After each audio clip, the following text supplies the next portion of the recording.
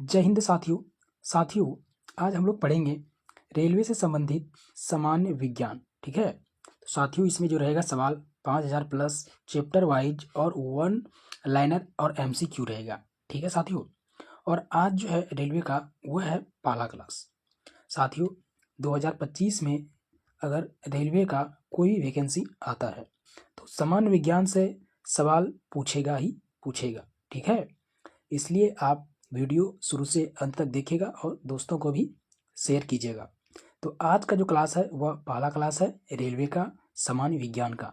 और साथियों आज जो हम लोग पढ़ेंगे वह पढ़ेंगे भौतिक विज्ञान, उसके बाद पढ़ेंगे रासायनिक विज्ञान, उसके बाद जीव विज्ञान। तो पहले भौतिक विज्ञान को देखते हैं साथियों, और इसका भौतिक विज्ञान का सिलेबस क्या है, कितना चैप्टर है, उसको देखते हैं। ठीक है, आप वीडियो में अंत तक बने रहिएगा, दोस्तों को भी शेयर कीजिएगा और पीडीएफ के लिए आप टेलीग्राम में जरूर से जरूर जुड़ जाइएगा। तो साथियों ये मेरा है विषय सूची। ठीक है, ये विषय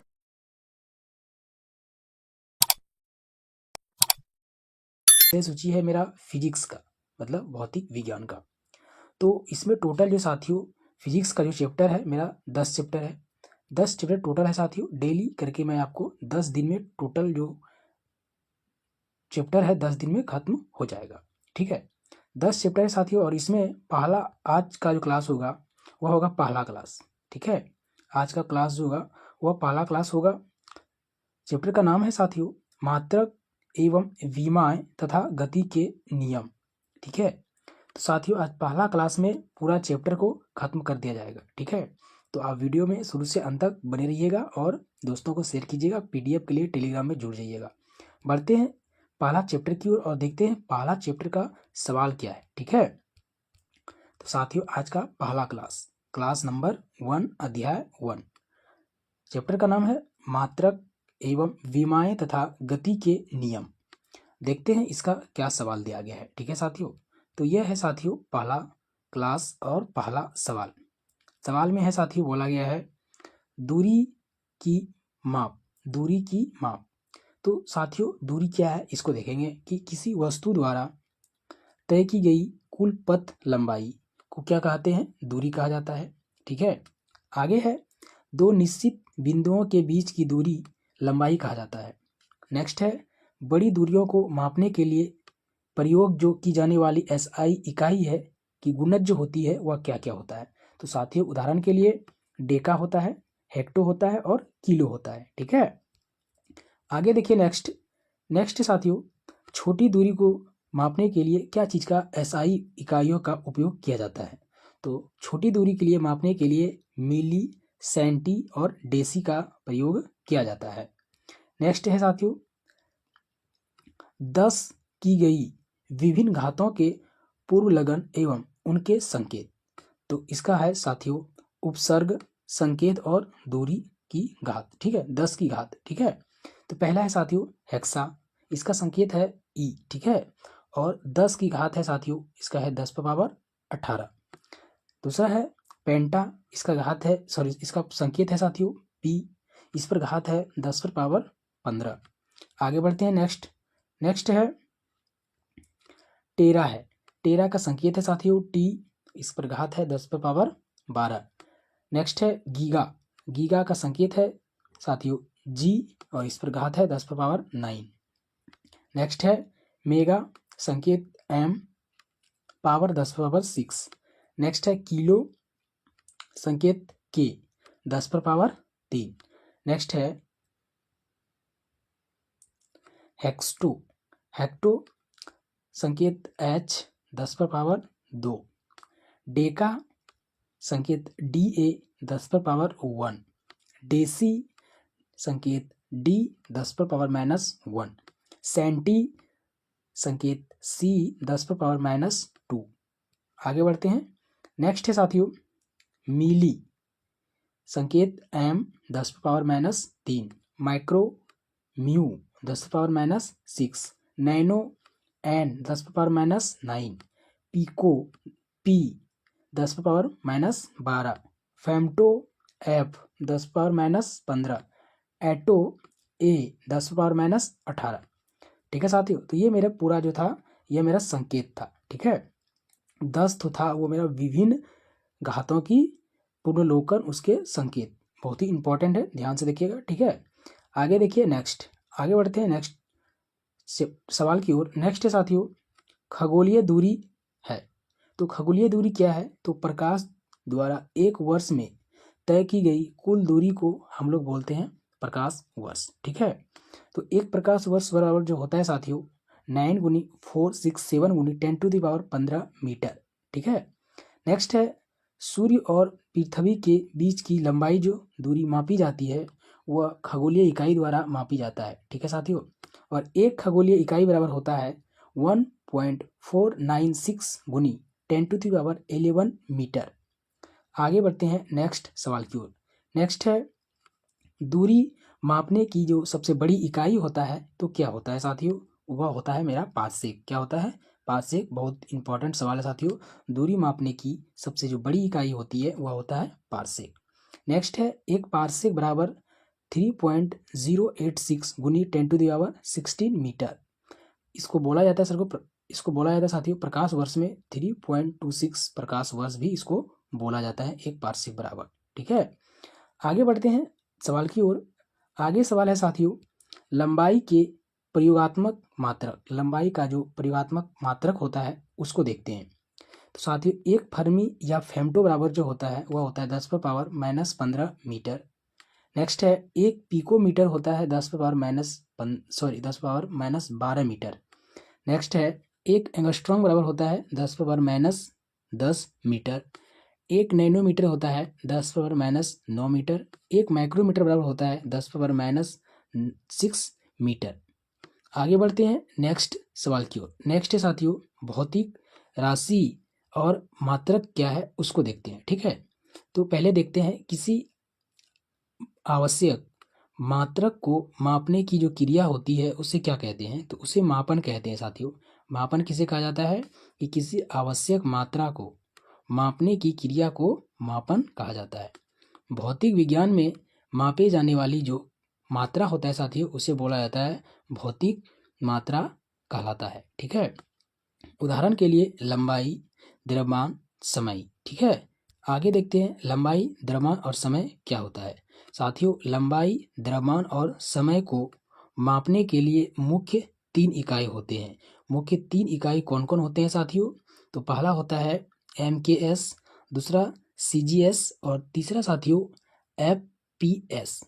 तो साथियों इसमें बोला गया है कि CGS और MKS सिस्टम को एक ही नाम से जाना जाता है। ठीक है, तो उसका एक ही नाम क्या है? तो मैट्रिक सिस्टम है MKS का और CGS का।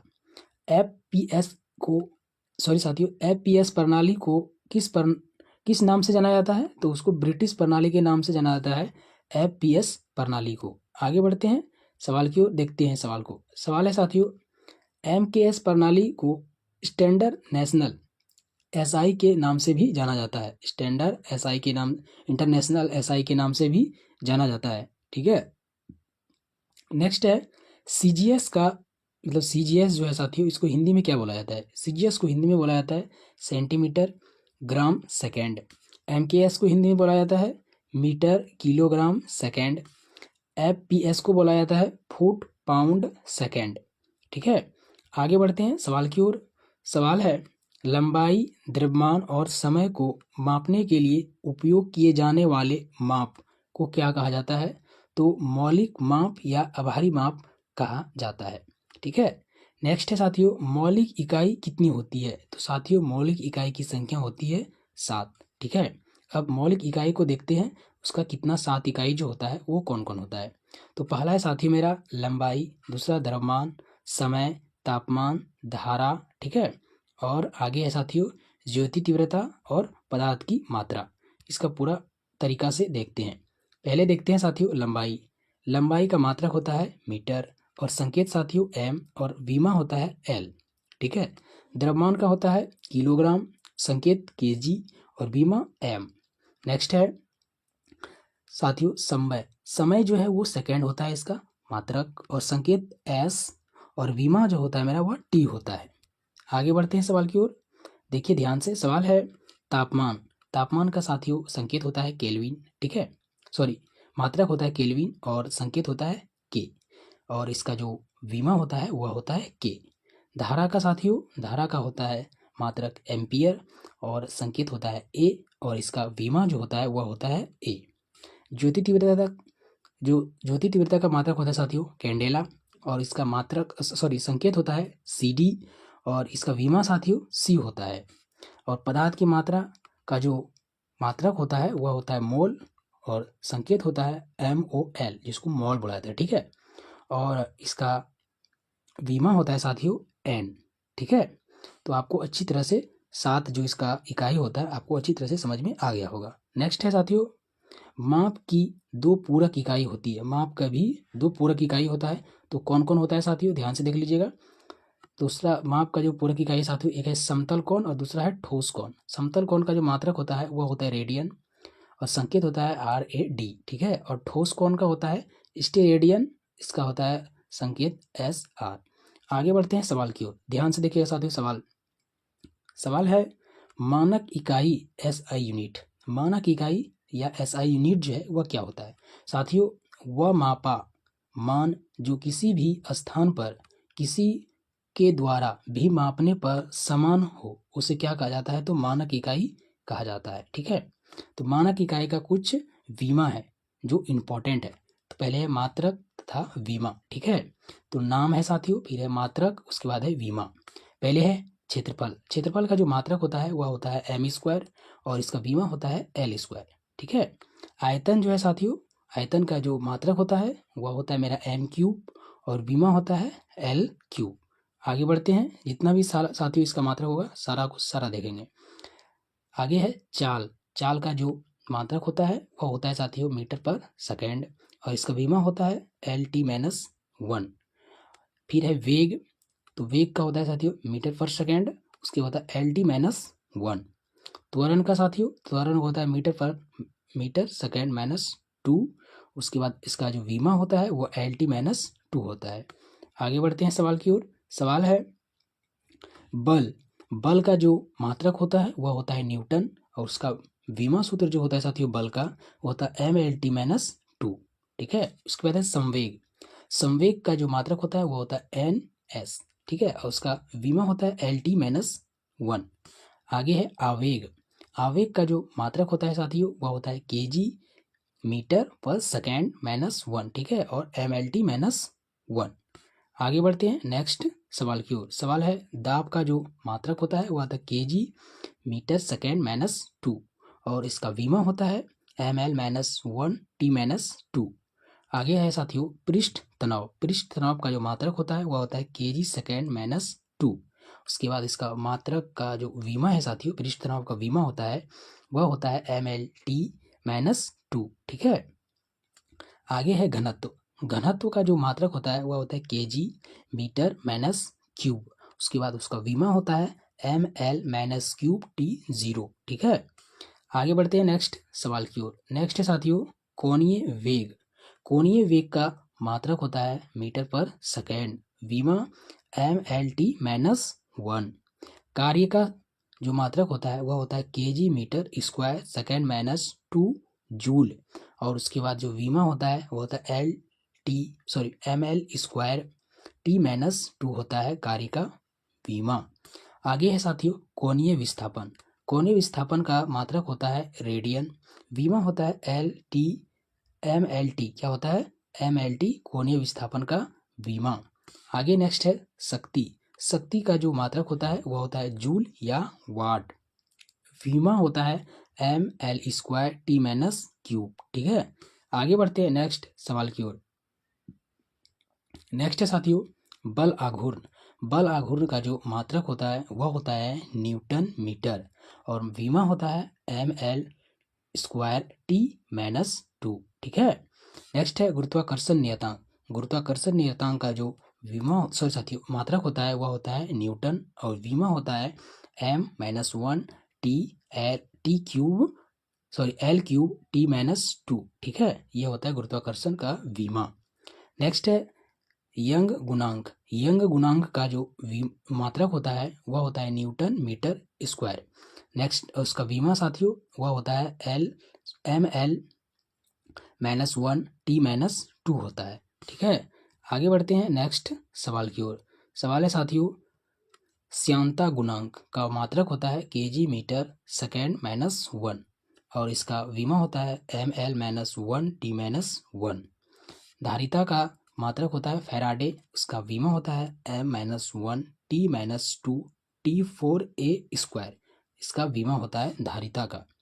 चालकता का विमा होता है साथियों, सॉरी, चालकता का जो मात्रक होता है वो होता है ओम और इसका विमा होता है m minus 1 t minus 2 t cube a square होता है। ठीक है, आगे बढ़ते हैं नेक्स्ट सवाल की ओर। नेक्स्ट है धारा घनत्व। धारा घनत्व क्या होता है, तो एम्पियर स्क्वायर था साथियों और इसका विमा होता है m0 l minus 2 t0 i1। ठीक है, आगे बढ़ते हैं। फ्लक्स का जो मात्रक होता है वह होता है वेबर और इसका विमा होता है साथियों M L square T minus 2 I minus 1। ठीक है, नेक्स्ट है प्रतिरोधकता। प्रतिरोधकता का जो मात्रक होता है वह होता है ओम मीटर, इसका विमा होता है M L square T cube T minus cube A minus square. ठीक है साथियों, आगे बढ़ते हैं नेक्स्ट सवाल की ओर। नेक्स्ट है गुप्त उष्मा। गुप्त उष्मा का जो मात्रक होता है वह होता है जूल या किलोग्राम, इसका विमा होता है L square T minus 2। Next है कोणीय संवेग। कोणीय संवेग का विमा कोणीय संवेग का जो मात्रक होता है वह होता है केजी मीटर स्क्वायर सेकेंड। ठीक है, और इसका विमा होता है M L square T minus 1, इसका तो कोणीय संवेग का। आगे बढ़ते हैं नेक्स्ट सवाल की ओर। नेक्स्ट है जड़त्व घनत्व। जड़त्व घनत्व का जो मात्रक होता है वह होता है kilometre square M L square होता है विमा। अब भार का जो होता है वह होता है KG metre second minus 2 M L T minus 2 होता है भार का विमा। ठीक है, तो साथियों विमा, ये मेरा मात्रक और विमा कंप्लीट हो गया। अब आगे बढ़ते हैं नेक्स्ट सवाल की ओर। सवाल है समान मात्रक तथा समान विमीय सूत्र वाले भौतिक राशियां जिसका समान होता है। ठीक है, तो समान होता है साथियों चाल और वेग का जो विमा होता है वह होता है समान एल टी माइनस 1 होता है। ठीक है, भार और बल का जो विमा होता है वह होता है एम एल टी माइनस 2, एक समान होता है। फिर प्लांक नियतांक और कोणीय संवेग का जो विमा होता है वो होता है M L square T minus 1। Next है कोणीय वेग और वेग प्रवणता का जो विमा होता है वो होता है टी माइनस 1। ठीक है, नेक्स्ट है संवेग आवेग का जो विमा होता है वो होता है M L T minus 1।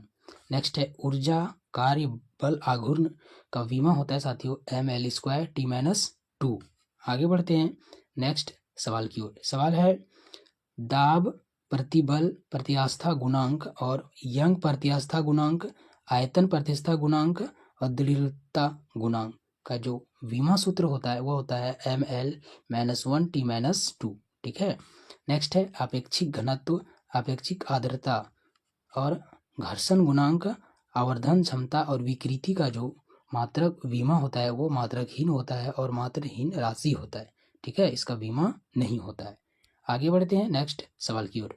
Next है साथियों सदिश राशि। ठीक है, और अदिश राशि जो है वह क्या है, जिसको इंग्लिश में बोलते हैं फैक्टर। ठीक है, तो सदिश राशि बोलता है साथियों ऐसी भौतिक राशि जिसमें दिशा और परिमाण दोनों हो उसे हम सदिश कहते हैं। ठीक है, जैसे यह साधारण बीजगणित के नियम का पालन करता है, कौन, तो सदिश राशि। ठीक है साथियों, जैसे एग्जाम्पल में बोला जाता है विस्थापन, वेग, त्वरण, विद्युत क्षेत्र, बल, संवेग, आवेग, चुंबकीय क्षेत्र। ठीक है, यह आता है मेरा सदिश राशि में। आगे नेक्स्ट है अदिश राशि। अदिश क्या है साथियों, तो ऐसी भौतिक राशि जिसमें केवल परिमाण हो। ठीक है, परिमाण हो, दिशा नहीं हो, उसे बोलते हैं अदिश राशि कहलाता है। साधारण मतलब इसका एग्जाम्पल में बोला जाए साथियों तो द्रव्यमान, कार्य, ऊर्जा, शक्ति, क्षेत्रफल, घनत्व, चाल, दाब, आयतन, दूरी, समय, विभव, ताप, धारा, यह मेरा क्या है, यह मेरा अदिश राशि है। ठीक है, आगे देखिए नेक्स्ट सवाल है साथियों सदिशों के जोड़ का समांतर जो चतुर्भुज का नियम है वह क्या है। यदि कोई दो सदिश ए और बी एक दूसरे से कोण थीटा पर हो तो उनके परिणाम का जो परिमाण होगा क्या होगा साथियों आर, जहाँ root under A square plus B square plus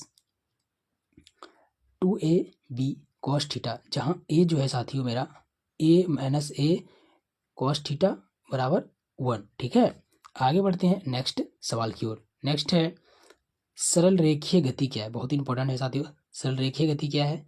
तो समय के साथ किन्हीं वस्तु की स्थिति में परिवर्तन करता है उसे हम बोलते हैं सरल रेखीय गति, मतलब गति बोला जाता है। मतलब समय के साथ परिवर्तन करता है उसे हम क्या बोलते हैं?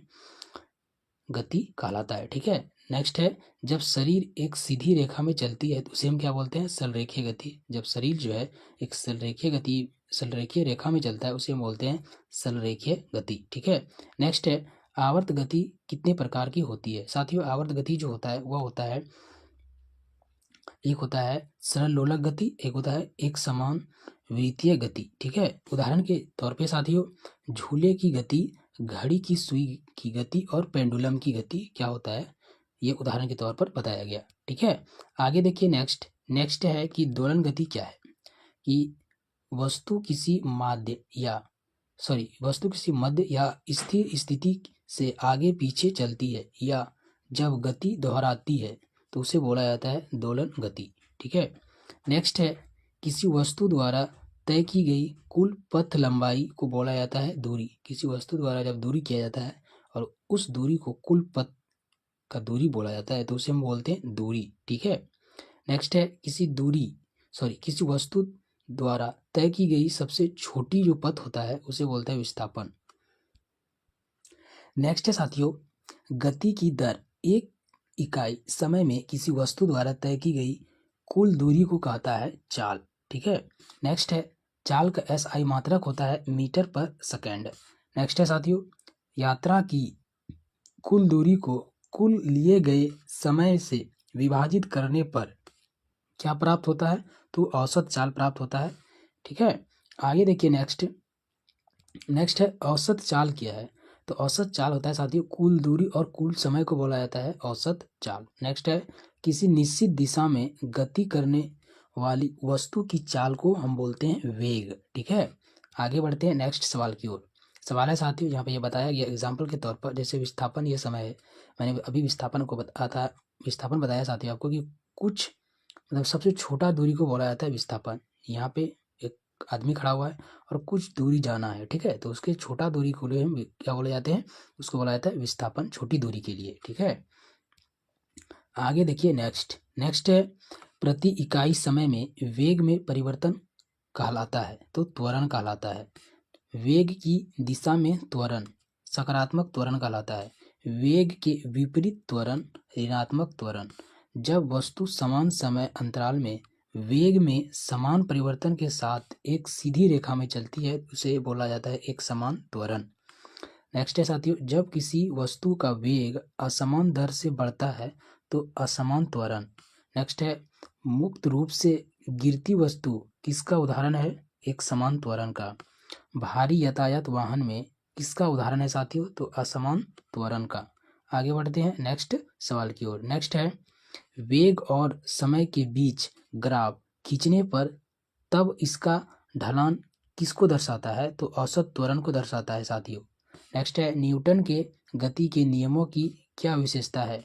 सभी गति के नियम सरल रेखीय गति में एक समान त्वरण पर आधारित है। ठीक है, आगे देखिए नेक्स्ट सवाल। नेक्स्ट साथियों न्यूटन का प्रथम नियम और जड़त्व का नियम क्या बोला जाता है, क्या बोल रहा है, इसको देखते हैं। बहुत इंपॉर्टेंट सवाल है। ठीक है, नेक्स्ट है किसी वस्तु की एक ही अवस्था में रहने की प्राकृतिक प्रवृत्ति को बोला जाता है जड़त्व। ठीक है, नेक्स्ट है जड़त्वता किसका समानुपातिक होती है? तो द्रव्यमान का होता है। नेक्स्ट है किसी वस्तु का द्रव्यमान किसकी माप है? तो वह जड़त्व का है। ठीक है, किसी पिंड की अपनी एक समान गति की स्थिति को स्वयं बदलने में असमर्थता को कहा जाता है तो गति की जड़त्वता कहा जाता है। नेक्स्ट है साथियों कि किसी पिंड की अपनी आराम की स्थिति को स्वयं बदलने में असमर्थता को क्या बोला जाता है? तो आराम की जड़त्वता के रूप में जाना जाता है। क्या जाना जाता है? आराम की जड़ता के रूप में जाना जाता है। नेक्स्ट है किसी पिंड की अपनी गति की दिशा स्वयं बदलने में असमर्थता जो रहता है वह रहता है दिशा की जड़त्व, जो स्वयं बदलने में क्या रहता है? असमर्थ रहता है। नेक्स्ट बढ़ते हैं सवाल की ओर। नेक्स्ट है, एक ऊंचाई छलांग लगाने वाला ऊंची छलांग लगाने से पहले कुछ देर दौड़ता है ताकि गति जड़ता से उसे लंबाई छलांग लगाने में मदद करती है। ठीक है। नेक्स्ट है, एक धावक अंतिम रेखा पार करने के बाद भी क्यों दौड़ता रहता है? गति की जड़ता से उसे दौड़ाए रखती है। ठीक है। नेक्स्ट है साथियों, उदाहरण के तौर पर जड़त्व के लिए उदाहरण, चलती बस में अचानक ब्रेक लगने से यात्री आगे की ओर झुक जाती है। नेक्स्ट है, रुके हुए वाहन में अचानक हिलने से यात्री का पीछे की ओर झुक जाना। नेक्स्ट है, कालीन को डंडे से पीटने पर धूल के कणों का गिरना। नेक्स्ट है, पेड़ों पौधे की शाखाओं में हिलने से पत्तियों का गिरना। ठीक है। आगे बढ़ते हैं नेक्स्ट सवाल की ओर। नेक्स्ट है, बल की परिभाषा किस नियम से की गई है? न्यूटन के प्रथम नियम से बोला गया साथियों बल की परिभाषा मतलब न्यूटन के गति के प्रथम नियम जो है वो बल की परिभाषा से मिलती है। ठीक है। नेक्स्ट है, जब खड़ी बस चलने लगती है तो उसमें खड़े यात्री पीछे की ओर गिर जाते हैं। निम्नलिखित में से कौन सा नियम इस स्थिति की व्याख्या करता है? साथियों न्यूटन का पहला नियम इस स्थिति का व्याख्या करता है, जड़त्व का नियम। ठीक है। नेक्स्ट है, अविच्छुद्ध वस्तु के स्थिर रहने या एक ही वेग से गतिशील रहने की प्रवृत्ति कहलाती है गति का प्रथम नियम। आगे बढ़ते हैं नेक्स्ट सवाल की ओर। नेक्स्ट है, गति के प्रथम नियम को बोला जाता है जड़त्व का नियम भी कहा जाता है। गति के प्रथम नियम को जड़त्व का भी नियम कहा जाता है। नेक्स्ट है, गति का पहला समीकरण है साथियों वेग और समय के बीच का संबंध। गति का पहला समीकरण है v बराबर u प्लस at। क्या है गति का पहला समीकरण? नेक्स्ट है साथियों, v जो है मेरा वो है अंतिम वेग। ठीक है। और u है मेरा प्रारंभिक वेग, a है त्वरण और t है समय। ठीक है। आगे बढ़ते हैं सवाल की ओर। सवाल है साथियों, न्यूटन के पहला का दूसरा नियम, मतलब न्यूटन का गति का दूसरा नियम। ठीक है। तो गति का दूसरा नियम स्थिति और समय के बीच के संबंध को बताता है। तो गति का दूसरा जो समीकरण है साथियों वो है मेरा s बराबर ut प्लस 1/2 at स्क्वायर। ठीक है। नेक्स्ट है, जहाँ s जो है मेरा तय की गई दूरी है। ठीक है। और u है साथियों प्रारंभिक वेग और a है त्वरण और t है समय। नेक्स्ट है, बल का सूत्र किस नियम से प्राप्त होता है? बल का सूत्र साथियों न्यूटन के गति के दूसरे नियम से प्राप्त होता है। बल का जो सूत्र प्राप्त होता है यह न्यूटन के दूसरे नियम से प्राप्त होता है, ध्यान रखिएगा। ठीक है, बहुत ही इंपॉर्टेंट है। नेक्स्ट है साथियों, किसी वस्तु के संवेग में परिवर्तन की दर बल की दिशा में लगाए गए असंतुलित बल के समानुपाती होता है, गति का दूसरा नियम यह कहता है। ठीक है। नेक्स्ट है, किसी वस्तु के संवेग में परिवर्तन केवल बल के परिमाण से निर्धारित नहीं होता है, गति का दूसरा नियम कहता है। ठीक है। नेक्स्ट है, क्रिकेट में जब कोई क्षेत्रक तेज गति से गेंद को पकड़ सकता है तो वह अपने हाथ पीछे खींच लेता है और गेंद पकड़ लेता है, गति का दूसरा नियम यह बात बताता है। ठीक है। उदाहरण के तौर पे साथियों न्यूटन के दूसरे नियम का उदाहरण, टेनिस गेंद की तुलना में क्रिकेट गेंद से अधिक चोट लगती है। ठीक है। गद्दे की तुलना में फर्श पर चोट लगने का खतरा अधिक होता है। ऊंचाई या लंबी कूद में जमीन को खोदकर हल्का कर दिया जाता है ताकि कम चोट लगे। नेक्स्ट है, बड़ी कील को अधिक गहराई तक ठोकने के लिए हथौड़े से अधिक वार किए जाते हैं। ठीक है। आगे देखिए नेक्स्ट है साथियों, अब पढ़ेंगे हम लोग आवेग। क्या पढ़ेंगे? आवेग। तो आवेग क्या है साथियों? तो बल और समय के गुणनफल को कहा जाता है आवेग। ठीक है। आवेग बराबर होता है साथियों बल गुनी समय। ठीक है। आवेग का SI मात्रक होता है न्यूटन गुनी सेकेंड और किलोमीटर सेकेंड। ठीक है। किलोमीटर स्क्वायर होता है साथियों, किलोग्राम मीटर स्क्वायर होता है। ठीक है। आगे बढ़ते हैं। उदाहरण के तौर पर यदि कोई खिलाड़ी कैच लेना चाहता है तो वह अपना हाथ पीछे की ओर खींचता है, जिससे समय का मान बढ़ जाता है तथा लाए गए बल कम हो जाता है, जिससे कैच आसानी से पकड़ लिया जाता है। ठीक है, आगे बढ़ते हैं नेक्स्ट सवाल की ओर। सवाल है साथियों, सीमेंट के फर्श पर गिरने पर लगने वाले आदमी को रेत के टिल्ले पर गिरने से ज़्यादा चोट लगती है, आवेग का कारण होता है। यह किसका कारण होता है? आवेग का कारण होता है। आगे बढ़ते हैं साथियों, न्यूटन के तीसरा नियम पर। साथियों, न्यूटन का तीसरा नियम बोलता है, जब बंदूक से गोली चलाई जाती है तो बंदूक विपरीत दिशा में एक बल आरोपित करती है। यह न्यूटन के गति के नियम को दर्शाता है। तो यह तीसरा नियम को दर्शाता है। ठीक है, आगे बढ़ते हैं नेक्स्ट सवाल की ओर। नेक्स्ट है, प्रत्येक क्रिया में एक समान और विपरीत क्रिया बल होता है जो एक साथ कार्य करता है, गति का यह तीसरा नियम दर्शाता है। ठीक है, नेक्स्ट है साथियों, जब एक वस्तु किसी अन्य वस्तु पर बल लगाती है तो दूसरी वस्तु भी पहली वस्तु पर समान और विपरीत बल लगाती है। यह स्थिति गति का तीसरा नियम बताता है। ठीक है, नेक्स्ट है, न्यूटन का कौन सा नियम बल की प्रकृति को प्रकट करता है? तो न्यूटन का गति का तीसरा नियम प्रवर्तित करता है। कौन करता है?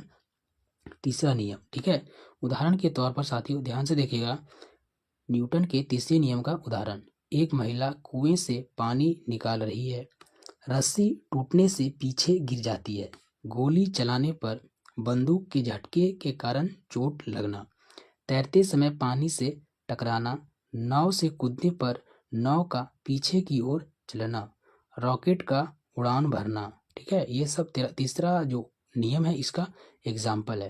गति का तीसरा समीकरण, गति का विश्राम का विरोध। ठीक है, आगे बढ़ते हैं साथियों। आगे है संघटीय। संघटीय क्या है साथियों? तो संघटीय दो प्रकार का होता है। ठीक है, प्रत्यास्थ होता है और अप्रत्यास्थ होता है। ठीक है साथियों, और एक तो प्रत्यास्थ में क्या बोला गया साथियों कि यह जिस गति से टकराए उसी गति से वापस आए उसे बोला जाता है प्रत्यास्थ। ठीक है, और नेक्स्ट साथी अप्रत्यास्थ, जिस गति से टकराए उस गति से वापस नहीं आए उसे बोला जाता है अप्रत्यास्थ। ठीक है, आगे बढ़ते हैं साथियों। पूर्णतः अप्रत्यास्थ संघटन क्या है? पूर्णतः और अप्रत्यास्थ संघटन, जब कोई वस्तु किसी दूसरी वस्तु से टकराएगी तो वह उस वस्तु से चिपक जाएगी और आपस में जुड़कर एक हो जाएगी, एक ही गति से चलने लगेगी। ठीक है, उसको बोला जाता है पूर्णतः या अप्रत्यास्थ संघटीय। अब बढ़ते हैं साथियों रेखीय संवेग के संरक्षण का नियम। रेखीय संवेग के संरक्षण का नियम क्या बताता है कि कौन सा सिद्धांत न्यूटन के गति के तीसरे नियम का दूसरा रूप है? तो रेखीय संवेग के संरक्षण का नियम बताता है। नेक्स्ट है, गति के तीसरे नियम के सभी उदाहरणों को निम्न द्वारा समझाया जा सकता है। रैखिक समीकरण का नियम बताता है। ठीक है, आगे देखिए नेक्स्ट है, यदि किसी प्रणाली पर कोई बाहरी असंतुलित बल कार्य नहीं करता है तो इस प्रणाली का कुल रैखिक संवेग संरक्षित रहता है। ठीक है साथियों, इसका जो सूत्र होता है वह होता है संघटीय के दौरान तो mu1 प्लस m2u2 बराबर m1।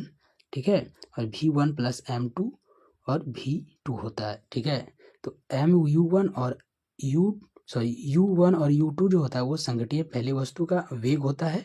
ठीक है, और आगे देखिए ध्यान से कि v1 और v2 जो होता है वो संघटीय के बाद की वस्तु का वेग होता है। अब पढ़ेंगे साथियों हम लोग एक समान वृत्तीय गति क्या होता है। एक समान वृत्तीय गति होता है साथियों वृत्ताकार गति जिसमें कण की गति स्थिर रहती है उसे कहते हैं एक समान वृत्तीय गति। नेक्स्ट है, बल के कण वेग के समकोण पर लगातार किस गति में कार्य करता है? तो एक समान वृत्तीय गति में कार्य करता है। आगे बढ़ते हैं। नेक्स्ट सवाल है, यदि कोई पिंड त्रिज्या r के वृत्ताकार पथ के चारों ओर एक बार घूमने में t सेकंड लेता है तो वेग भी इस प्रकार दिया जाता है, तो v बराबर 2πr/t। ठीक है, नेक्स्ट है, किसी गति में अभिकेंद्रीय त्वरण की दिशा प्रत्येक क्षण बदलती रहती है उसे क्या बोलते हैं? उसे बोलते हैं एक समान वृत्ताकार गति। आगे बढ़ते हैं साथियों नेक्स्ट सवाल की ओर। सवाल है, जब कोई पिंड एक समान गोलाकार गति करता है तो क्या बदल जाता है? तो प्रत्येक बिंदु पर केवल दिशा रहता है। क्या रहता है? प्रत्येक बिंदु पर केवल दिशा रहता है। ये है साथियों, प्रत्येक बिंदु पर केवल मेरा क्या रहता है? दिशा रहता है। इस चित्र में दर्शाया गया है। ठीक है, आगे बढ़ते हैं नेक्स्ट सवाल की ओर। नेक्स्ट है साथियों, किसी वस्तु का वृत्त की परिधि के अनुदिश घूमना या वृत्ताकार पथ पर घूमना एक समान वृत्ताकार गति कहलाता है। नेक्स्ट है साथियों, एक वस्तु किसी गति के दौरान अंदर की दिशा में एक बल का अनुभव करती है उसे बोला जाता है एक समान वृत्ताकार गति। नेक्स्ट है, किस स्थिति में एथलीट की गति अधिकतम त्वरित होता है? तो जब वह वृत्ताकार ट्रैक पर दौड़ती है उसे बोला जाता है अधिकतम एथलीट की गति। ठीक है, आगे बोलते हैं साथियों नेक्स्ट सवाल है वृत्ताकार गति में एक छद्म बल जो त्रिज्या के अनुदिश कार्य करता है उसे बोला जाता है अपकेंद्री बल। ठीक है, नेक्स्ट है, वृत्ताकार पथ पर किसी वस्तु के निरंतर संवेग के लिए कौन सा बल प्रत्यारोपित होता है? बल केंद्र की ओर कार्य करता है उसे बोला जाता है अभिकेंद्रीय बल। ठीक है, आप ध्यान से देखिएगा साथियों, इस चित्र में बताया गया है। ये है मेरा केंद्र, यहाँ पे मेरा अपकेंद्र बल। ठीक है, और यहाँ मेरा अपकेंद्र छद्म बल। ठीक है, आगे बढ़ते हैं नेक्स्ट सवाल की ओर। नेक्स्ट है, सरल लोलक गति क्या है? साथियों, वह गति जो एक निश्चित समय अंतराल में बार बार दोहराती है उसे आवर्त गति कहा जाता है। आवर्त गति बोला जाता है जो बार बार दोहराती है उसे बोलता है आवर्त गति। सरल लोलक गति क्या है? तो वह गति जहाँ त्वरण विस्थापन के समानुपाती होता है लेकिन विस्थापन दिशा त्वरण की दिशा में विपरीत होती है उसे बोला जाता है सरल लोलक गति। अब आवर्तकाल क्या है साथियों? तो आवर्तकाल है एक दोलन को पूरा करने में लगा समय को बोला जाता है आवर्तकाल गति और इसे टी से सूचित किया जाता है। आवर्तकाल का जो एसआई इकाई है साथियों ये मेरा है सेकेंड। प्रति इकाई समय में दोलनों की कुल जो संख्या होती है वो होता है आवृत्ति। दोलनों की कुल संख्या जो कहलाता है मेरा आवृत्ति कहलाता है। ठीक है, आगे है आवृत्ति को सूचित किया जाता है एन से, तो 1 आवर्तकाल बाय टी। ठीक है, आवृत्ति का जो एसआई मात्रक होता है वह होता है हर्ट्ज। क्या होता है? आवृत्ति का एसआई मात्रक हर्ट्ज। यदि एम द्रव्यमान का वेग पिंड एल की लंबाई से टकराया जाए तो आवर्तकाल क्या होगा साथियों? तो वह होगा टी बराबर 2π√L/g। ये मेरा सूत्र है। ठीक है, आगे बढ़ते हैं सवाल की ओर। सवाल है साथियों, यदि एक या एक से अधिक व्यक्ति झूले पर झूल रहे तो काल नहीं होगी। क्या होगी? काल नहीं बदलता है क्योंकि आवर्तकाल लोलक के द्रव्यमान एम पर निर्भर नहीं रहता है। ठीक है, नेक्स्ट है, यदि कोई लड़की झूले पर बैठ कर झूला झूल रही हो और वह खड़ी हो जाए तो समय अवधि कम हो जाएगी। क्या हो जाएगी? समय अवधि कम हो जाती है प्रभावी लंबाई एल कमी के कारण और झूला तेज हो जाता है। उल्टा होने पर विपरीत घटित हो जाता है। ठीक है, नेक्स्ट है, पृथ्वी के केंद्र पर गुरुत्वाकर्षण त्वरण का मान 0 है इसलिए आवर्तकाल अनंत हो जाता है। आगे बढ़ते हैं नेक्स्ट सवाल की ओर। नेक्स्ट है साथियों, गर्मी के दिनों में पेंडुलम की लंबाई बढ़ जाती है जिसके कारण अवधि बढ़ जाती है और पेंडुलम धीमा हो जाता है। नेक्स्ट है, जैसे गुरुत्वीय त्वरण का मान बढ़ता है तब आवर्तकाल क्या होता है? वह घटता है। ठीक है, आगे बढ़ते हैं साथियों, जितना भी मैंने पढ़ा साथियों उसका ऑब्जेक्टिव सवाल को देखते हैं। ठीक है, अब देखते हैं ऑब्जेक्टिव सवाल क्या दिया गया है। सवाल है साथियों, ऋणात्मक त्वरण किस के विपरीत दिशा में कार्य करती है? साथियों, ऋणात्मक त्वरण है जो किसके विपरीत दिशा में कार्य करती है ये पूछ रहा है। तो मेरा ऑप्शन ए है वेग, बी है बल, सी है दूरी और डी है गति। तो साथियों यह कार्य करती है वेग का, ऋणात्मक त्वरण। ठीक है, आगे नेक्स्ट एक न्यूमेरिकल है साथियों, जब आप 1 इंच को बदलते हैं तो यह कितना सेमी बन जाता है? तो वह बन जाता है 2.54 सेमी। मेरा डी नंबर करेक्ट आंसर हो जाएगा। आगे बढ़ते हैं नेक्स्ट सवाल की ओर। नेक्स्ट है, यदि कोई पिंड त्रिज्या r वृत्ताकार पथ के चारों ओर एक बार घूमने में t सेकंड लेता है तो वेग क्या होगा। ठीक है, तो इसका जो सूत्र होगा साथी वह क्या हो जाएगा, वो हो जाएगा v बराबर 2πr/t। मेरा आंसर जो है वह हो जाएगा बी, करेक्ट आंसर हो जाएगा। ठीक है, आगे बढ़ते हैं नेक्स्ट सवाल की ओर। नेक्स्ट है साथियों, एक ऊंची छलांग लगाने से पहले कुछ देर दौड़ता है ताकि लंबाई छलांग की जड़ता बनी रहे, उसे लेने में क्या मदद करेगी। दिशा, बी है विश्राम, डी है गति और सी है गति और डी है आकार। साथियों, गति लेने में क्या करेगा, इसको मदद करेगा। सी जो है मेरा वो करेक्ट आंसर हो जाएगा। आगे बढ़ते हैं नेक्स्ट सवाल की ओर। नेक्स्ट सवाल है, 2 सेकंड के लिए त्वरित कार केवल 1 सेकंड के लिए त्वरित कार की दूरी कितना गुना तय करेगी। दोनों मामलों में कारें एक समान त्वरण के साथ आराम से शुरू होती है। तो ऑप्शन ए है 4, बी है 2 और सी है 1, डी है 3। तो साथियों इसका जो करेक्ट आंसर हो जाएगा वह होगा मेरा 4। ए नंबर जो है मेरा वो करेक्ट आंसर हो जाएगा। नेक्स्ट है, वायुमंडलीय दाब मापने के लिए निम्नलिखित में से किस उपकरण का उपयोग किया जाएगा वायुमंडल दाब मापने के लिए। साथियों, वायुमंडल दाब मापा जाता है बैरोमीटर से। बहुत इंपॉर्टेंट सवाल है साथियों, वायुमंडल दाब मापा जाता है बैरोमीटर से। डी करेक्ट आंसर हो जाएगा। नेक्स्ट है, T1 समय T1 और T2 के बीच वेग वक्र के अंतर्गत क्षेत्र वस्तु के किसके बराबर होता है। विस्थापन, बल, औसत वेग और डी। साथियों इसका करेक्ट आंसर होगा त्वरण के बराबर होता है। डी नंबर मेरा करेक्ट आंसर हो जाएगा। नेक्स्ट सवाल है, नीचे दिए गए प्रकरणों में से किसमें चली गई दूरी तथा विस्थापन के परिमाण जो होता है वो समान होता है। ऑप्शन ए है साथियों, यदि कार सीधी सड़क पर गमन कर रही है। बी है साथियों, यदि कार वृत्ताकार पथ में गमन कर रही है। सी है लोलक इधर उधर गति कर रहा है। डी है पृथ्वी सूर्य की परिक्रमा कर रहा है। साथियों करेक्ट आंसर होगा ए नंबर, यदि कार सीधी सड़क पर गमन कर रही है तो वह क्या कर रहा है, दूरी विस्थापन के परिणाम समान होते हैं। ठीक है, तो आंसर मेरा ए करेक्ट हो जाएगा। नेक्स्ट है सवाल, किसी पिंड का वेग समरूप कहा जाता है। किसी पिंड का जो वेग है वो समरूप कहा जाता है। साथियों इसका करेक्ट जो आंसर होगा वह हो जाएगा मेरा सी नंबर, वेग का जो मान है और दिशा जो है वह दोनों क्या होता है, वो नियत होता है। सी जो है मेरा वो करेक्ट आंसर हो जाएगा। आगे बढ़ते हैं नेक्स्ट सवाल की ओर। सवाल है, एक समान तल वाली सीधी सड़क पर नियत त्वरण से दौड़ने वाली कार के संबंध में इनमें से कौन सा कथन सत्य है। ऑप्शन ए है साथियों, कार का त्वरण 0, बी है कार का वेग 0, सी है कार का त्वरण निरंतर बदल रहा है और डी है कार का वेग जो है वह बदल रहा है। साथियों इसका करेक्ट आंसर होगा डी नंबर, कार का जो वेग है वह निरंतर बदल रहा है। ठीक है, तो साथियों यह मेरा था आज फिजिक्स का पहला क्लास। ठीक है, तो साथियों पूरा चैप्टर खत्म हो चुका है। ठीक है, इसका PDF भी आपको टेलीग्राम में मिल जाएगा। आपने शुरू से अंत तक वीडियो देखा, थैंक्स।